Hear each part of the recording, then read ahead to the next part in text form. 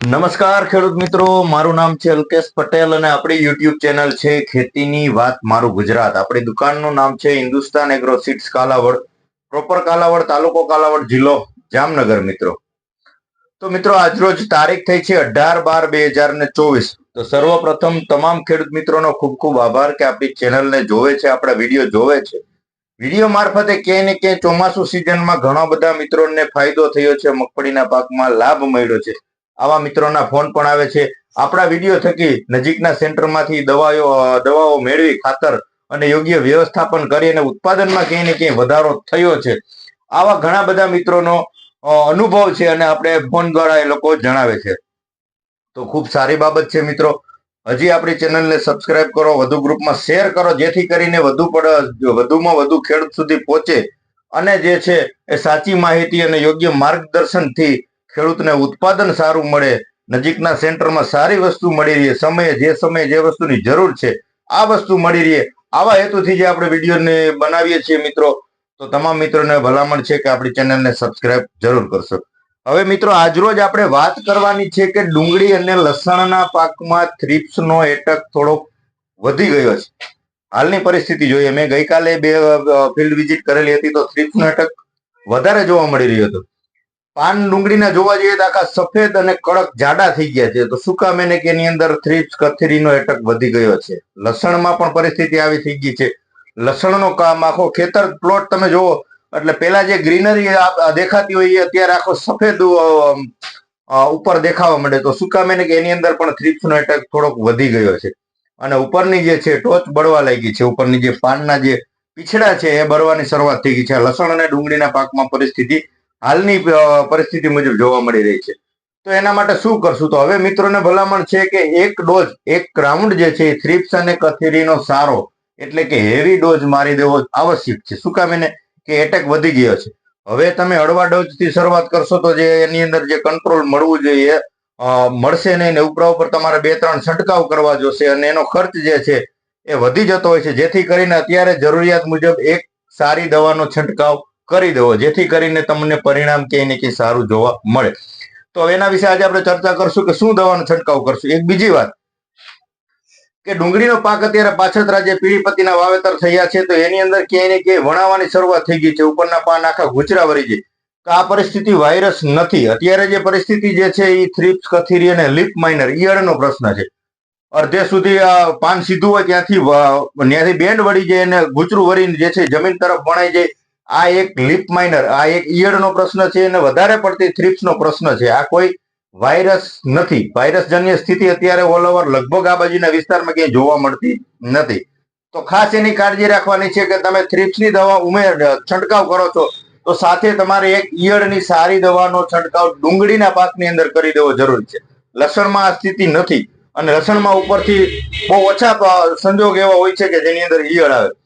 તો તમને એના વિશે ચર્ચા કરશો કે અત્યારે પેલા થ્રિપ્સની વાત કરી દો. તો થ્રિપ્સની અંદર તમારે એટેક વધી ગયો છે તો પંપે 40 ml આપણે લઈ લેવાનું છે. કોઈ પણ સારી કંપનીનું જે આવે છે, ફિપ્રોનિલ 5% જે આવે છે, ફિપ્રોનિલ 5% જે આવે છે, 40 ml ના ડોઝથી આ વાપરવાનું છે.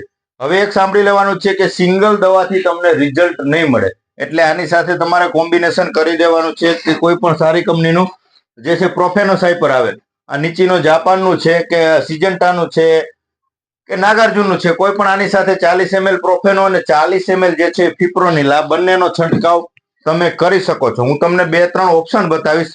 આ ફિપ્રોનિલ વાપરો છો તો સાથે પ્રોફેનો વાપરી દેવો, બરાબર છે. હવે બીજી દવાની વાત કરીએ તો સિમોડિસ, સિજન્ટાનું આવે છે સિમોડિસ. આ વાપરવું હોય તો આની સાથે બીજી કોઈ દવા ઉમેરવાની જરૂર નથી. આની સાથે માત્ર તમારે કોઈ પણ સારી કંપનીનું સિલિકોન બેઝ જે આવે છે સ્ટીકરનો ઉમેરો કરી દેવાનો છે. કેટલું? તો કે પંપે 10 ml સ્ટીકર અને પંપે જે છે એ 15 થી લઈ અને 20 ml સુધી જે તમારે આનો ઉપયોગ સિમોડિસનો કરવાનો છે. અત્યારે એટેક વધારે છે એટલા માટે સારી દવાની ભલામણ કરું છું. થોડો ખર્ચ વધી જશે, હેવી દવાની વાત છે, પણ જેને પરિસ્થિતિ આટલે સુધી પહોંચી છે એની જ વાત કરું છું. ઓછું હોય તો પ્રોફેનો મારી શકો છો, નોર્મલ સ્થિતિ હોય તો ખાલી ફિપ્રોનિલ મારી શકો છો, ખાલી પ્રોફેનો સાઇપર પણ વાપરી શકો છો, ચીની પણ વાપરી શકો છો. આ રીતના તમે મોલિક્યુલ વાપરી શકો છો. પણ જેને હેવી એટેક છે, વધારે પડતી પરિસ્થિતિ ખરાબ છે, તો એના માટે તમે સિમોડિસ પણ વાપરી શકો છો. ત્યારબાદ જે બાયરમાં આવે છે જમ્પ, અને આની અંદર આપણે જે ઘરડા કેમિકલનું આવે છે ક્વાર્ટજ, આ બંને એક જ ટેકનિકલ છે. આની અંદર 80% ફિપ્રોનિલ આવે છે. પંપે આનો ડોઝ 4 થી 5 ગ્રામનો છે. પાવડર ફોર્મ્યુલેશન આવે છે. તો આનો પણ તમે ચોક્કસથી છંટકાવ કરી દેવો હિતાવહ છે. પણ મેં તમને કીધું એવી રીતે કે જેને થ્રિપ્સનો પ્રશ્ન વધારે થઈ ગયો છે અને કંટ્રોલ થતો નથી, એના માટેની તમને આપણે ભલામણ છે. સાથે કોઈ પણ કંપનીનું સારું તમારે સ્ટીકરનો ઉમેરો કરી દેવાનો છે. આ ખાસ વાત થઈ થ્રિપ્સ માટેની. હવે ડુંગળીની અંદર ઈયળનો પ્રશ્ન જણાતો હોય તો ઈયળમાં તમારે બીજું કાંઈ નથી કરવાનું. સાથે ઇમામેક્ટિન બેન્ઝોઇટ કોઈ પણ કંપનીનું પ્રોક્લમ તમારે પંપે 10 ગ્રામ ડુંગળીના પાક સાથે તમે થ્રિપ્સની દવા નાખો છો તો એની સાથે એડ કરી દેવાનું છે, ઉમેરો કરી દેવાનો છે. બરાબર, એટલે જેથી કરીને ઈયળનો પ્રશ્ન જે છે એનું તમને નિરાકરણ સારી રીતે મળી શકશે. હવે વાત કરીએ કે લસણના પાકમાં કે ડુંગળીના પાકમાં ઉપરના જે પીછડા બળે છે, છેડું બળે છે, પીળાશ મારે છે, તો એના માટે શું કરવું? એના માટે ફૂગનાશક સારું વાપરવું આવશ્યક છે અત્યારના પરિસ્થિતિ પ્રમાણે. તો એની અંદર 40 ml જે ધાનુકાનો આવે છે જેનેટ, આનો પણ તમે છંટકાવ કરી શકો છો. આના પરિણામ પણ તમને ક્યાંય ને ક્યાંય ચોક્કસથી સારા જોવા મળશે, કેમ કે 2 ટેકનિકલ વાળી વસ્તુ છે. વાયરસજન્ય જે ફૂગ જે ફંગસ ફેલાતી હોય તો એને પણ આ કંટ્રોલ કરી શકે છે. શું કામ? એને કે આની અંદર કાસુગામાઇસિન આવે છે અને બીજું ટેકનિકલ જે આવે છે થાયોફેનેટ મિથેલ, જે આપણે અલગ અલગ ઘણી બ્રાન્ડમાં આવે છે. પાવડર ફોર્મ્યુલેશનમાં જે આપણે રોકો આવે છે, આ રીતે ઘણી બધી આવે છે. પણ આ કોમ્બિનેશન આવે છે કે વાયરસ આગળ પણ ન થાય અને જે છે જે પરિસ્થિતિ સર્જાણી હોય એ પણ ત્યાં ને ત્યાં બ્રેક કરી દેતું હોય છે. બરાબર મિત્રો, સાથે આની તમારે એક વસ્તુ આ છે, આ ન વાપરવું હોય તો આની જગ્યાએ તમે વાપરી શકો છો સિજન્ટાનું જે આવે છે રિડોમિલ ગોલ્ડ. આ બંને વાપરવાની જરૂર નથી. હું તમને ઓપ્શન આપું છું. તમારા નજીકના સેન્ટરમાં જેનેટ મળે તો જેનેટ લઈ લેવાનું, રિડોમિલ ગોલ્ડ મળે તો આનો છંટકાવ પણ કરી શકો છો. આની અંદર મેટાલેક્ઝિલ મેન્કોજેબ આવે છે. આના પરિણામ પણ તમને સારા જોવા મળશે. ત્રીજી વસ્તુ તો કે ટ્રીટિયમ, આની પણ આપણે અગાઉ પણ વિડીયો બનાવ્યો છે. આની અંદર પણ 3 ટેકનિકલ આવે છે. સ્ક્રીનશોટ પાડવો હોય તો પાડી લેજો. એઝોસ્ટ્રોબિન, મેન્કોજેબ અને ટેબુકોનાઝોલ. આ પણ વસ્તુ સારી છે. આના રિઝલ્ટ પણ તમને ચોક્કસથી સારા જોવા મળશે. એક પંપની અંદર 40 ગ્રામનો ડોઝ છે, 800 ગ્રામનું પેકેટ આવે છે અને 20 પંપ ડોઝ કરવાનો થતો હોય છે. તો આ પણ તમે ચોક્કસથી વાપરી શકો છો. ત્યારબાદ જે આવે છે એન્ટ્રાકોલ, આ તો કોઈ નવી બ્રાન્ડ નથી, આ બધાને ખબર છે કે ઝીંક બેઝ પ્રોડક્ટ આવે છે. તો આના પણ રિઝલ્ટ તમને ક્યાંય ને ક્યાંય સારા જોવા મળે. વાયરનું આવે છે એન્ટ્રાકોલ. આનો પણ તમે જે છે છંટકાવ કરી અને સારા પરિણામ મેળવી શકો છો મિત્રો.